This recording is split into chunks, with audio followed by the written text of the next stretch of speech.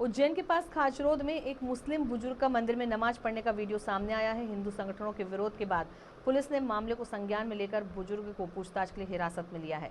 यह वीडियो खाचरोद की housing board colony के पास के सालों पुराने शीतला माता मंदिर का बताया जा रहा है। वीडियो सोमवार शाम का है, जिसमें एक मुस्लिम बुजुर्ग मंदिर परिसर में नमाज पढ़ते नजर आ रहा है। नमाज के दौरान कुछ लोग उन्हें हैरत भरी निगाहों से देखते हुए दिखाई दे रहे हैं। वीडियो मंगलवार को सामने आया, जिसके बाद कुछ हिंदूवादी संगठनों ने इस पर आपत्ति जताते हुए खाचरोद थाने में शिकायत दर्ज कराई। पुलिस ने वीडियो का संज्ञान लेते हुए 59 साल के यूसुफ नामक बुजुर्ग को हिरासत में लिया। एडिशनल एसपी मयूर खंडेलवाल ने बताया कि वीडियो सोमवार शाम 6 बजे का है। कुछ लोगों ने धार्मिक भावनाएं भड़काने की शिकायत की थी, जिसके बाद पुलिस ने संबंधित व्यक्ति को पूछताछ के लिए हिरासत में लिया है।